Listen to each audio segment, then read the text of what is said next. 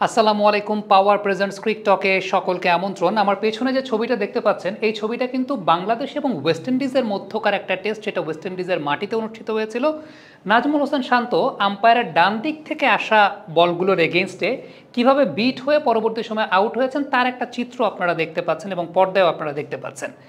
আজকে নাজমুল শান্ত যেভাবে আউট হয়েছেন আমরা একটু সেই আউটটা দেখতে চাই। সেই আউটটা যদি দেখি, আম্পায়ারের ডান দিক থেকে আসা অর্থাৎ অ্যারাউন্ড দ্য উইকেট থেকে আসা বল, ইনকামিং বল। নাজমুল হাসান শান্ত তিনি অ্যাক্রস দ্য উইকেট শট খেলতে গেছেন এবং শট খেলতে গিয়ে পরবর্তী সময় তিনি আউট হয়েছেন। এখন এই ধরনের আউট হওয়া নাজমুল শান্তর গেল 4 বছরে কিন্তু নতুন কোনো কিছু না। তিনি এরকম অ্যাক্রস শেপে খেলতে গিয়ে প্রায় বোল্ড হচ্ছেন, প্রায় এলবিডব্লিউ হচ্ছেন, প্রায় উইকেট কিপারের কাছে ক্যাচ দিচ্ছেন। এখন এইভাবে আউট হওয়াটা কিন্তু নাজমুল হোসেন শান্তর জন্য নতুন কোনো কিছু না, যে এরকম অ্যাক্রস শেপে খেলতে গিয়ে আম্পায়ারের ডান দিক থেকে আসা বলে অর্থাৎ অ্যারাউন্ড দ্য উইকেট আসা বলে অ্যাক্রস শেপে খেলতে গিয়ে তিনি বোল্ড হচ্ছেন, এলবিডব্লিউ হচ্ছেন কিংবা উইকেট কিপারের কাছে ক্যাচ দিচ্ছেন। কতবার গেল 4 বছরের মধ্যে তিনি বোল্ড, ক্যাচ এবং উইকেট কিপারের কাছে আউট হয়েছেন বা এলবিডব্লিউ হয়েছেন তার একটা পরিসংখ্যান আপনারা ঠিক এই মুহূর্তে পর্দায় দেখতে পাচ্ছেন। এছাড়াও এই ধরনের বলগুলোর এগেনস্টে গেল 4 বছরে নাজমুল শান্ত কতবার আউট হয়েছেন আমরা প্রত্যেকটা আউটের দৃশ্য আপনাদেরকে দেখানোর চেষ্টা করছি। এবং এই জায়গাটা কিন্তু খুবই অ্যালার্মিং, বলতে খুবই অ্যালার্মিং।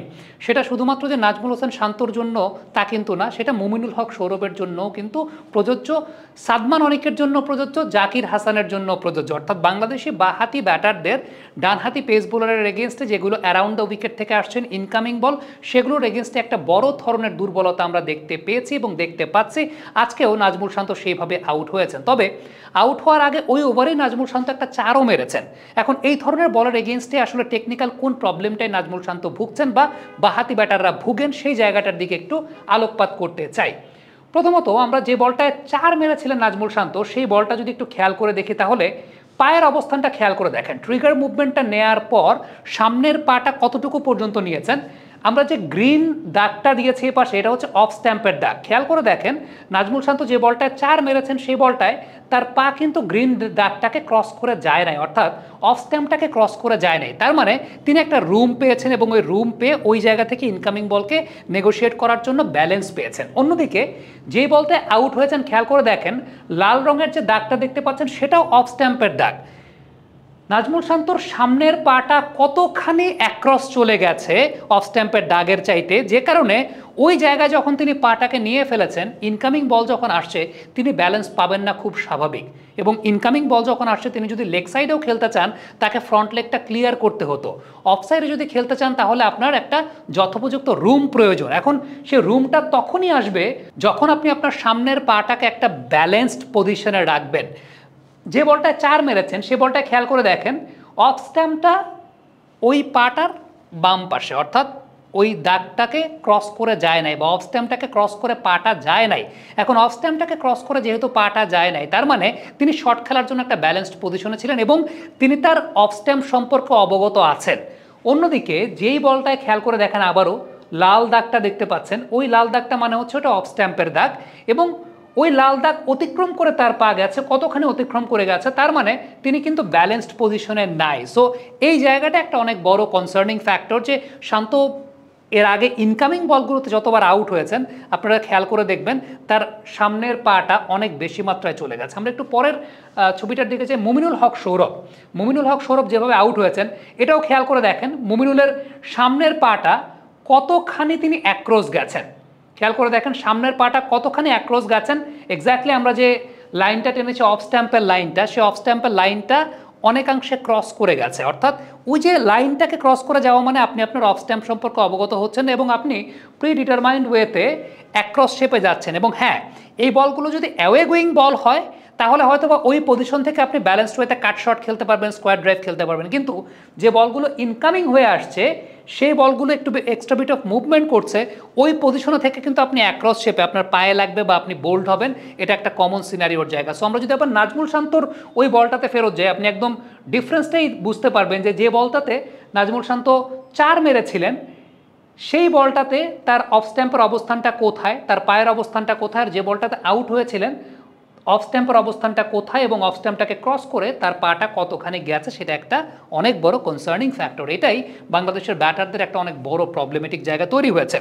এই জায়গাটায় সাদমান অনিকের আউটটা একটু ব্যতিক্রম এই সেন্সে যে Sadman was in right position, তিনি কিন্তু সঠিক পজিশনটাই ছিলেন, কিন্তু তার ক্ষেত্রে সমস্যা যেটা হয়েছে সেটা হচ্ছে ট্রিগারটা তিনি কমপ্লিট করতে পারেন নাই। হতে পারে সেটা 90-এর উপর রান করেছেন, একটা টায়ার্ডনেস কাজ করছে, ফিটনেস জনিত প্রবলেম হতে পারে।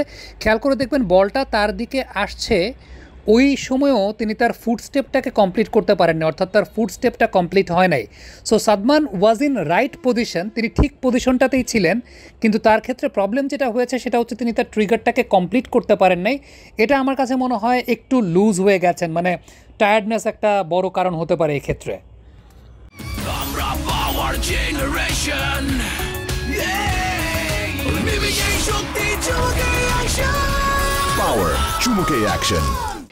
বিরাট কোহলি এরকম একটা প্রবলেমে ভুগছিলেন এবং সেটা 2021 সাল থেকে শুরু করে 22-23 পর্যন্ত বিরাট কোহলি এই প্রবলেমে ভুগেছেন। সঞ্জয় বাঙ্গার তাকে ইন্ডিয়ার বেস্ট কোচ বলা হয়, ইভেন ওয়ার্ল্ডের one of the best batting coaches তাকে বলা হয়।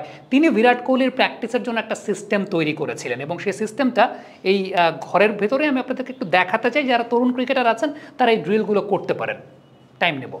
সঞ্জয় বাঙ্গার বিরাট কোহলির জন্য একটা স্কোয়ার বক্সের ব্যবস্থা করেছিলেন, একটা স্কোয়ার বক্স, যে স্কোয়ার বক্সের লেন্থটা হচ্ছে অফ স্ট্যাম্প থেকে লেগ স্ট্যাম্প পর্যন্ত একটা স্কোয়ার বক্স। এবং বিরাট কোহলির দায়িত্বটা ছিল তিনি যখন প্র্যাকটিস করবেন, তিনি যেরকমভাবে লেগ স্ট্যাম্পটাকে গার্ড নিয়ে দাঁড়ান, ব্যাক অ্যান্ড অ্যাক্রস একটা মুভমেন্ট, এরপরে ড্রাইভে যখন যাচ্ছেন পাটা এই দাগটা ক্রস করবে না, অর্থাৎ এই বক্সের মধ্যে থেকেই তাকে শট খেলতে হবে, এই প্র্যাকটিসটাই তাকে করতে হবে। খেয়াল করে দেখেন তার টাস্কের জায়গাটা এরকম, তিনি গার্ডটা এভাবে নিচ্ছেন, ব্যাক অ্যান্ড অ্যাক্রস মুভমেন্টে যাচ্ছেন, দেন যখন ড্রাইভ করছেন এর বেশি তিনি পা নেবেন না, এইখান থেকেই তিনি ড্রাইভ করবেন। এতে যে বিষয়টা তা হচ্ছে তিনি তার অফ স্ট্যাম্পের অবস্থান সম্পর্কে অবগত আছেন। দ্বিতীয়ত যে বিষয়টা সেটা হচ্ছে যে বলগুলো ইনকামিং হয়ে তার কাছে আসছে সেই বলগুলো তিনি অনেক বেশি অ্যাক্রস না যাওয়ার জন্য তিনি শটগুলোকে নেগোশিয়েট করতে পারছেন বা শটগুলোকে খেলতে পারছেন। সো আলটিমেটলি এই ধরনের প্রবলেম যে সমস্ত ব্যাটারদের হয়, যে আপনি যখন আছেন এরকম একটা জায়গায় ব্যাক অ্যান্ড অ্যাক্রস যাচ্ছেন এবং তার পরবর্তী পর্যায়ে আপনি যখন এই অ্যাক্রস যাচ্ছেন,